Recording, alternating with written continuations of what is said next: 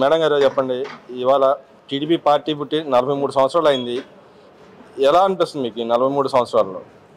ఇవాళ 43వ వార్షికోత్సవం చాలా బ్రహ్మాండంగా జరుపుకున్నామండి. అసలు కన్నులు పండగగా జరిగింది. ఆ రోజు ఎన్టీఆర్ గారు పెద్ద ఆయన పెట్టిన జెండాకి ఇంత ఆదరణ ఉందా అని ఇప్పుడు అసలు జనాల్లో మేమే ఇప్పుడున్న మా జనరేషన్కి అనిపిస్తుంది అనమాట. అంటే ఆ రామారావు గారు పెట్టిన జెండా అంత విలువైన జెండా అని తెలిసిందండి. అంటే గతంలో కూడా చూసాం, ఏదైతే వైసీపీ నాయకులు కానీ మిగతా పార్టీలు కానీ టీడీపీ పార్టీ అనేది లేకుండా చేస్తాం, అయిపోయింది టీడీపీ పార్టీ ప్రస్తుతం పరిస్థితిలో కూడా కార్యకర్తల దగ్గర ఉండి మళ్ళీ గెలిపించుకున్న పరిస్థితి కదా, దాన్ని ఎలా చూస్తారు? ఏమండి, ఆయన ఒక్క ఛాన్స్ అన్నాడు, ఒక్క ఛాన్స్ ఇచ్చారు జనాలు. ఒక్క ఛాన్స్తో 11 సీట్లు ఇచ్చి పంపించారు. ఇంకా ఆయన మాట్లాడటానికి దేనికి పనికిరాడండి. కార్యకర్తలు పార్టీ ఉన్నా లేకపోయినా, ప్రతిపక్షంలో ఉన్నా పార్టీ ఇదిలో ఉన్నా మేము పార్టీని వదిలి ఏ పక్కకి వెళ్ళలేదండి. తెలుగుదేశం పార్టీ జెండా మోసిన ప్రతి నాయకుడు నాయకురాలు కూడా వీళ్ళలాగా ఈ ఒక్కసారి అని జగన్మోహన్ రెడ్డి అన్నాడు, ఒక్కసారితోనే వెళ్ళిపోయాడు. ఇంకా ఆయన కలలు కంటున్నాడు. ఇక నేను నెక్స్ట్ 3 ఏళ్లకో 4 ఏళ్లకో వస్తాను, మళ్ళీ నేను సీఎం అవుతానని ప్రతి ఒక్కళ్ళ మీడియా ముందు మాట్లాడుతున్నాడు. నువ్వు సీఎం అవుతావు అనుకోవటం నీ భ్రమ, నువ్వు కలగంటున్నావేమో. ఇక నీ జీవితంలో నువ్వు సీఎం అనేది అవ్వో. నీకేమన్నా బిజినెస్లు ఉంటే అవి చూసుకో, ఇంకా నీకేమన్నా ఉన్నాయేమో సరిదిద్దుకో, అంతేగాని నువ్వు సీఎం అవడానికి ఇక అసలు నువ్వు జన్మలో అవ్వవు. అంటే ఆయన చెబుతా ఉన్నాడు, రాబోయే 3 ఏళ్ళలో నేనే ఉంటాను సీఎం అని చెబుతున్నాడు. ఏ విధంగా చెబుతున్నాడు? మీరేమైనా ఎవరని చెబుతున్నారు, కానీ ఆయన ఏ విధంగా ప్రజలకు ఇంకా మభ్య పెడుతున్నాడు అంటారు?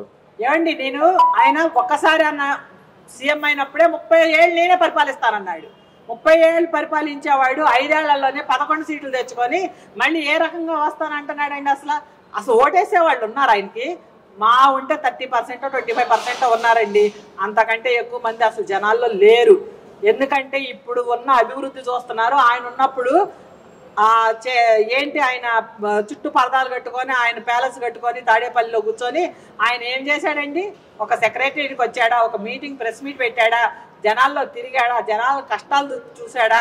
ఏం చూశాడని ఇప్పుడు ఆయన ప్రెస్ మీట్లు పెట్టినప్పుడల్లా నేను వస్తానని ఊహల్లో తేలుతున్నట్టున్నాడు. బాబు, నువ్వు జగన్మోహన్ రెడ్డి నీ ఊహలు కొంచెం పక్కన పెట్టుకొని కొంచెం మంచిగా ప్రశాంతంగా నిద్రపోయా. అంటే వాళ్ళ నాయకులు ఇప్పుడు 1 by 1 బయటికి వస్తున్నారు, అదే విమర్శలు చేస్తున్నాడు, కానీ ఆయనలో ఎందుకు రియలైజేషన్ రావట్లేదు అంటారు? అసలు ఆయన పెద్ద సైకో అండి. ఇంకా రియలైజేషన్ అక్కడ వస్తుంది. ఆయన అనుకున్నదే, ఆయన మనసులో ఉన్నదే చెప్తూ ఉంటాడు. అంతేగాని నా చుట్టూ ఎంతమంది జనాలు వెళ్ళిపోయారు, ఎంతమంది కార్యకర్తలు వెళ్ళిపోయారు, ఇప్పుడు నేను ఎలా ఉన్నాను, నాకు ఎంతమంది కార్యకర్తలు నిలబడ్డారు, నేను ఏ పొజిషన్లో ఉన్నాను, అసలు నా పార్టీ ఎందుకు నిలబడలేదు, నా పార్టీ సలహాదారులు నాకు ఏ తప్పుడు సలహాలు ఇచ్చారు, నేను సీఎంగా ఉంటేనే ఆయన సలహా ఆయన తీసుకోవాలండి. పక్కవాడి సలహా తీసుకొని ఎందుకు పనికి రాకుండా పోయాడు. ఇవాళ సజ్జల రామకృష్ణారెడ్డి ఎక్కడున్నాడండి? పెద్దిరెడ్డి ఎక్కడున్నాడండి? వీళ్ళందరూ ఏమైపోయారు? ఆయన సలహాలు ఇచ్చిన సలహాదారులు అందరూ. ఆయనకి మైండ్ ఇంకా పని చేయట్లా, ఇంకా చెడగొట్టుకుంటానే ఉన్నాడు. అంటే ఇక్కడ విజయసాయిరెడ్డి గారు కూడా అంటున్నారు, గతంలో అయితే నారాసుర రక్త చరిత్రను రాసిన వివేకానంద రెడ్డి గారు హత్య కేసులో అవినాష్ రెడ్డి వెనకాల ఉన్నాడు, దీంట్లో ఇంకెవరు లేరు వెనకాలంతా అని చెప్పి ఆయనే చెప్తున్నాడు, స్వయంగా చెప్తున్నాడు. ఇన్ని రోజులు ఆయన ఎందుకు లేకుండా ఉన్నారు, ఇప్పుడు ఎలా బయటకు వచ్చి చెప్తున్నాడు అంటారు ఆ విషయంలో? ఆయన కూడా తెలుసుకొని ఉంటాడు. ఆయన కూడా అంటున్నాడు కదా, జగన్మోహన్ రెడ్డికి ఇంకా లేదు పార్టీ ఇది అని, అయిపోయింది ఆయన చరిత్ర కూడా అని. విజయసాయి రెడ్డే చెప్పాడు మొన్న, ఇక ఆయన జగన్మోహన్ రెడ్డికి లేదు, జగన్మోహన్ రెడ్డి అనుకున్న ఏది కూడా జరగదు, ఆయన వివేకానంద రెడ్డి ఒక్కటే ఆయన చెప్పింది, ఇక అంతే. ఇక ఈ నాయకుల గురించి కానీ ఏమి ఆయన మాట్లాడలేదు. ఈ జగన్మోహన్ రెడ్డి గురించి అసలు ఆయన పార్టీకి పనికిరాడన్నట్టే మాట్లాడాడు. అదే చూసుకుంటే మన ఎవరైతే విడుదల రజనీ గారి వ్యవహారం చూస్తే గతంలో చేసిన అక్రమాల గురించి ఒక్కొక్కటి బయటకు వస్తున్నాయి, కానీ నా మీద కక్ష కట్టి ఎంపీ గారు అటు గవర్నమెంట్ కక్ష కట్టి నా మీద అక్రమ కేసులు పెడుతున్నాను. నిజంగా అక్రమ కేసులు పెడుతుంది ఈ గవర్నమెంట్? ఏంటి అక్రమ కేసులు పెడితే ఇప్పుడు నేను ఒక పెద్ద దొంగని, నేను చేసిన తప్పులన్నీ నా దగ్గర ఉంటాయి, నేను అది తవ్వితే ఒక్కొక్కటి బయటకు వస్తుంది. నా దగ్గర ఏమీ లేనప్పుడు ఎంత తవ్వినా ఏమొస్తుంది? ఏమీ ఉండదు కదా. ఆమె చేసిన తప్పు ఆమె తవ్వుతూ ఉంటే ఆమె ఏమేం చేసిన అరాచకాలన్నీ బయటకు వస్తాయి. ఇప్పుడు ఉన్నవాళ్ళు ఏమి మన తెలుగుదేశం పార్టీ వాళ్ళు మనం ఏమి చేతులు కట్టుకొని కూర్చోలేదు. వాళ్ళు 151 సీట్లు వచ్చినందుకే విర్రవీపు అయ్యారు. మనం 164 తెచ్చుకున్నాం, అయినా కానీ మనం విర్రవేగట్లా. ప్రతి ఒక్కళ్ళని ఆచి తూచి ఎవరు ఏం చేశారో అది ఎంత ఇదిగా లోతుగా వెళ్ళి ఆలోచించి కానీ దాన్ని బయటకు లాగట్లేదు ఎవరు ఏంటి అనేది.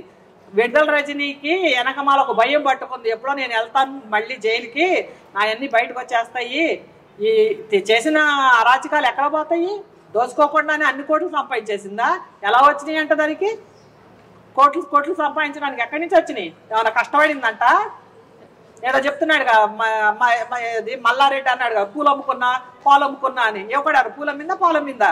అంటే చంద్రబాబు నాయుడు మొక్క అని చెప్పింది కదా గతంలో, మరి మా మొక్కలోంచి డబ్బులు పుట్టినాయి అంటారా?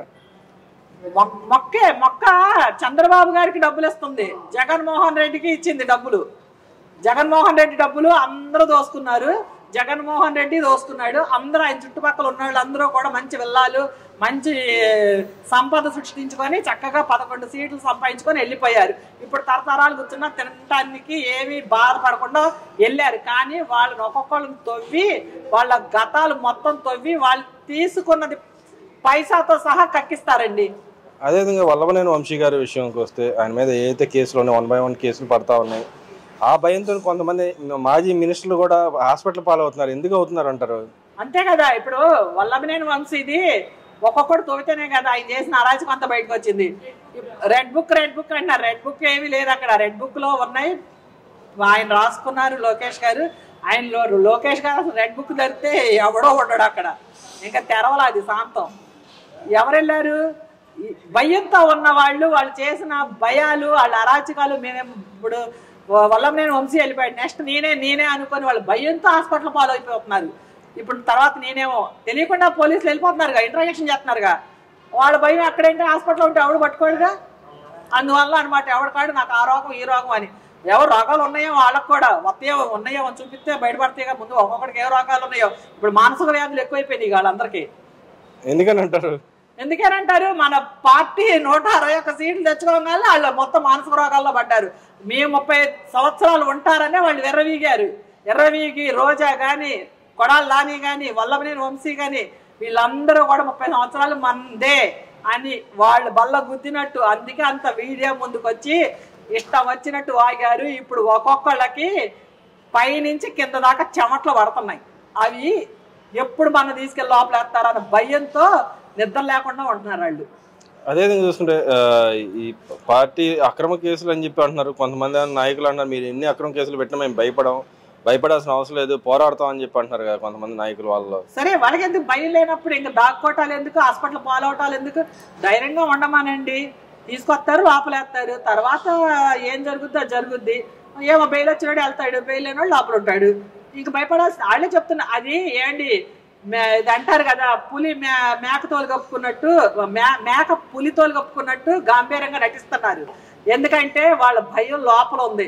అంటే ఎట్లాగో నెక్స్ట్ టార్గెట్ వంశీని వేసినప్పుడు వాళ్ళకి అర్థమైపోయింది మమ్మల్ని ఎట్లాగో వేస్తారని. వాళ్ళు ఏంటంటే వేసేది వేస్తారు కాబట్టి వాళ్ళు ఓపెన్ గా చెప్పేస్తున్నారు ఇక నెక్స్ట్ నాదే కాబట్టి అని. వాళ్ళు ఓపెన్ గా అంటే మనం లీక్ చేయకుండా వాళ్ళే లీక్ చేసుకుంటున్నారు. అది అదేవిధంగా చూసుకుంటే వివేకానంద రెడ్డి గారి హత్య కేసులో చంద్రబాబు నాయుడు గారు ఉన్నారని గతంలో వ్యాఖ్యానించిన వ్యక్తులు ఇప్పుడు సడన్ గా గవర్నమెంట్ సైడ్ నుంచి రిపోర్ట్ ఏదైతే ఉందో దాంట్లో అవినాష్ రెడ్డి వెనకాల అంతా నడిపించింది అంత కథ, దాని వెనకాల ఇంకా పెద్దల వ్యక్తులు కొంతమంది ఉన్నారు, వాళ్ళని కూడా అరెస్ట్ చేయాల్సిన పరిస్థితి ఉంది అన్నట్టుగా రిపోర్ట్ ఇచ్చేది. దాన్ని ఎలా చూస్తారు? ఏంటి జగన్మోహన్ రెడ్డి 5 సంవత్సరాలు వివేకానందన్ ఆయన బాబాయ్ చంపినప్పుడు నిజంగా ఆయన బాబాయే కదా, ఆయన తవ్వాలి కదండి ఎవరు చంపారు ఏంటి అనేది. ఆయనకి తెలుసు ఎవరు చంపారు, ఎవరు అంతా తెలుసు. ఆయన చేసిన అరాచకం అంతా ఎవరు చేశారు, ఎవరు హస్తాలు ఉన్నాయి, ఎవరెవరి పాత్ర ఉందో కూడా ఆయనకు తెలుసు. 5 సంవత్సరాలు వాళ్ళ బాబాయిని చంపితే కళ్ళు మూసుకొని కూర్చున్నాడండి. చంద్రబాబు గారికి ఏం పని అండి? చంద్రబాబు గారు వాళ్ళ బాబాయిని చంపాల్సిన సంస్థ. వాళ్ళ చంద్రబాబు గారికి వాళ్ళ బాబాయిని చంపితే ఏమొస్తుంది? ఏనకు వస్తుంది చంపితే.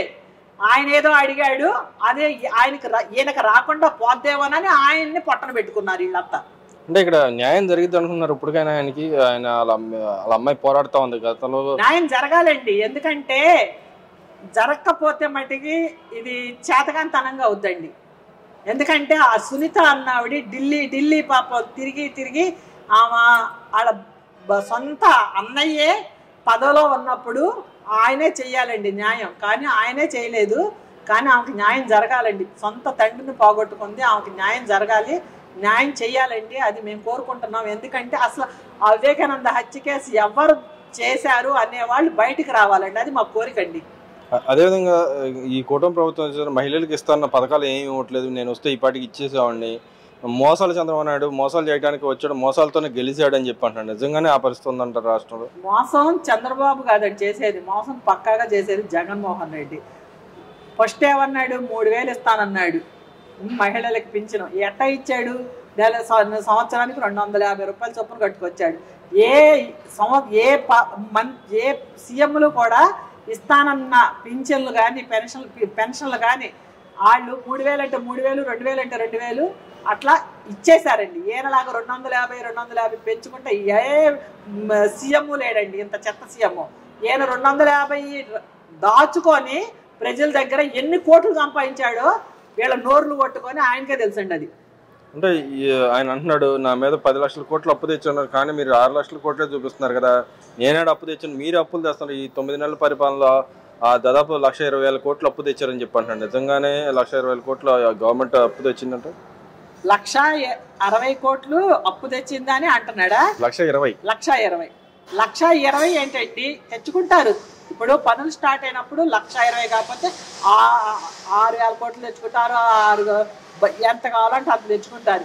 అసలు ఈయన ఉన్నప్పుడు సీఎంగా ఏ పని చేశాడండి? ఏమి ముద్రించాడు? ఇక్కడ రాష్ట్రాన్ని ఏమన్నా బాగు చేశాడా? రాష్ట్రం అంతా అల్లకొల్లాలం చేసి వెళ్ళిపోయాడు. పందికొక్కులు తవ్వినట్టు తవ్వి వెళ్ళిపోయి ఈరోజు చంద్రబాబు గారి మీద పడి, లోకేష్ మీద పడి, పవన్ కళ్యాణ్ మీద పడి ఆడటం కాదు. చేతగాని సీఎం చేతగాని పరిపాలన చేశాడు, చేతగాని తనంగానే వెళ్ళిపోయాడు. 11 సీట్లతోటి ప్రతిపక్షం కోరుతున్నాడు. ప్రతిపక్షం ఏ రకంగా ఇస్తారు? మన దాంట్లో నలుగురు అప్పుడు 23 ఉన్నప్పుడు ఎగతాళి చేశారు, 4 ఇస్తే వీళ్ళు ప్రతిపక్షం కోరుకుంటున్నారు అని. ఇప్పుడు నువ్వు ఎట్ట కోరుకుంటున్నావు 11కే ప్రతిపక్షం కావాలని? అసలు నువ్వు 11 సీట్లు తెచ్చుకోవడం సిగ్గుసేటు. నువ్వు ఇంకా అసలు ఆ 11లోనే నీ వాల్యూ ఏంటో తెలిసిపోయింది. అంటే మహిళలకు ఏదైతే ఆయన ఫ్రీ బస్సు అన్నాడు, ఫ్రీ బస్సు ఇవ్వట్లేదు, నేనుంటే ఈ పాటికి ఇచ్చేసేవాడిని ఫ్రీ బస్సు. మా రాయలసీమ నుంచి ఇక్కడ అమరావతి పోలవరంలో ఏదో పనులు జరుగుతున్నాయి అంట, చూస్తానికి వచ్చేవాళ్ళు, ఎందుకు ఇవ్వట్లేదు, నేనుంటే అన్ని ఇచ్చేసేవాడిని, డబ్బులు కూడా చాలా ఉంచి వెళ్ళాను బ్యాంకుల్లో, అది ఎందుకు ఇవ్వట్లేదు అని చెప్పి అడుగుతున్నాడు కదా. నిజంగానే ఆ పరిస్థితి అంటారు? బ్యాంకులో డబ్బులు ఉండి ఈ గవర్నమెంట్ ఫ్రీ బస్సు ఇవ్వట్లేదు అంటారా మహిళలకి? ఏండి జగన్మోహన్ రెడ్డి ఉంటే ఫ్లైట్లు వేసేసాడండి ఫ్రీ బస్సులుగా జనాలకే. ఇక్కడ చూస్తే పోలవరం పాడు పెట్టాడు, ఇక్కడ చూస్తే అమరావతి పాడు పెట్టాడు. ఈయన ఫ్రీ బస్సులు ఇవ్వలేదని అడుగుతున్నాడు. మన పరిపాలన వచ్చి 9 నెలలు అయ్యింది. ఎన్ని రకాలుగా వాళ్ళు అంత కష్టంలో కూడా ప్రతి ఒక్కటి కూడా అమలు పరుచుకుంటూ వస్తున్నారు. ఇంకా ఫ్రీ బస్సు ఇవ్వలేదు, ఏమీ లేదండి. ఎక్కడ ఏం దొరుకుద్దా అని పట్టుకున్నారు. ఫ్రీ బస్సులు వస్తాయి, మన అమరావతి బాగుపడుతుంది, పోలవరం బాగుపడుతుంది, 5 ఏళ్లలో చూస్తా ఉంటామానండి. గ్యాస్ బండ్లు వస్తాయి. ఆయనకి ఎందుకంటే అంత కంగారు? 9 నెలలు అవ్వలేదు, 5 ఏళ్లలో ఆయన చేయలేరు పనులన్నీ ఇప్పుడు 9 నెలల్లో ఆయన చేశారు. 5 ఏళ్ళ నుండి ఆయన ఏముద్రిచ్చాడు? మొత్తం అమరావతి గోతులు పెట్టెళ్ళాడు, మొత్తం మట్టి దోగుపోయారు. ఎక్కడోళ్ళు అక్కడ ఎవడికి దోసుకున్నంత దోసుకొని చక్కగా సంపాదించుకొని కూర్చున్నారు. కానీ ఆ సంపాదనలు మొత్తం లాగుతారు. వేల కోట్లు సంపాదించుకున్నదంతా వాళ్ళు సంపాదించుకున్నదంతా ఇవ్వమానండి. అసలు బాబు గారు అడుగు తీసి బయట పెట్టక్కర్లా. మొత్తం ఒక ఇది పూణే మన ఇంటర్నేషనల్ కన్నా ఇంకా ఎక్కువగా తయారవుద్ది మన ఈ రాష్ట్రం. అమరావతి సెల్ఫ్ సస్టైనబిలిటీ సిటీ అన్నారు, కానీ ఎందుకు అప్పులు తెస్తారని అడుగుతున్నాడుగా. అప్పులంటే ఇప్పుడు మనం ఇంట్లోనే ఒక నెల 1 రూపాయి ఉంటే ఒక నెల ఉంటే ఒక నెల ఉండవు. మనం ఇంట్లోనే అప్పు చేసుకుంటాం.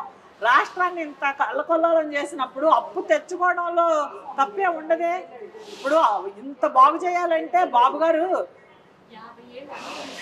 50 ఏళ్ళు వెనక్కి తీసుకెళ్ళాడు. దీన్ని ముందుకు తీసుకురావాలంటే అసలు ఆయన ఎంత అప్పు కాదు, ఎంత తెచ్చినా ఆయన తీర్చగలిగే సత్తా ఆయన దగ్గర ఉంది.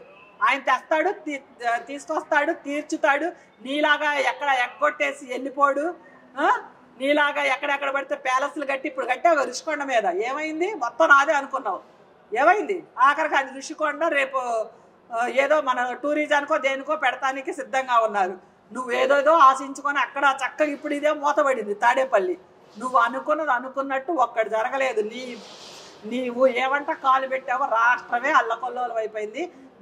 మేము ఏది చేసినా అది ఘన విజయంగా సాధిస్తాము, ఘన విజయంగానే అది సక్సెస్ అవుద్ది. మాది తెలుగుదేశం జెండా రెపరెపలాడుతుంది. ఎప్పటికైనా తెలుగుదేశం పార్టీ అడుక్కెళ్ళిపోద్ది అన్నాడు. తెలుగుదేశం అనేది అసలు జెండా కనపడదు అన్నాడు. ఈ రోజు వైఎస్ఆర్సీపీ జెండా కనపడకుండా పోయింది. అదేవిధంగా ఒక రూమర్ కూడా వినపడుతుంది ఆయన మీద. అటు ఏదైతే కర్ణాటకలో ఉన్న ఎమ్మెల్యే గారితో మాట్లాడుకొని పార్టీని కాంగ్రెస్ పార్టీలో విలీనం చేయడానికి రెడీగా ఉన్నాడని చెప్పి ఒక రూమర్ వినపడుతుంది. నిజంగా నా పరిస్థితి వచ్చారంటారా వైఎస్ఆర్సీపీ కాంగ్రెస్ పార్టీలో విలీనం చేయడానికి రెడీగా ఉన్నాడని చెప్పి రూమర్ వినపడతా ఉంది. ఏమో చేసుకుంటాడేమో చెల్లెలతో చేయగలిపి. ఎందుకంటే చెల్లెలు ఎలాగో వచ్చేసింది కదా, ఇక ఆయన చేతకాక చెల్లెల దగ్గరికి వస్తాడేమో. ఇప్పుడు చెల్లెలు తీసుకొచ్చి ఈ పార్టీ పెట్టాడు. ఇప్పుడు చెల్లెల పార్టీలో ఆయన వచ్చి మొత్తం విలీనం చేసుకుంటాడేమో. మరి అంటే ఆ దశలో ఉన్నాడు అంటారా? గతంలో అన్నాడు మేమే 30 ఏళ్ళు అని ఇప్పటికీ అన్నాడు, కానీ మరి ఆ పార్టీ ఎందుకు విలీనం చేస్తాడు అనుకుంటున్నారు? అసలు ఏది చేయడండి. ఆయన వాగేదంతా పిచ్చివాగుడు, పిచ్చి మాటలు. అసలు ఏది ఇక ఆయన అసలు కొన్ని రోజులకి అసలు ఇక్కడ ఉండడు. ఏ బెంగళూరులోనో ఎక్కడో ఉంటాడు. అసలు మనం ఆయన గురించి ఎక్కువ చెప్పుకోవడం కూడా వేస్ట్.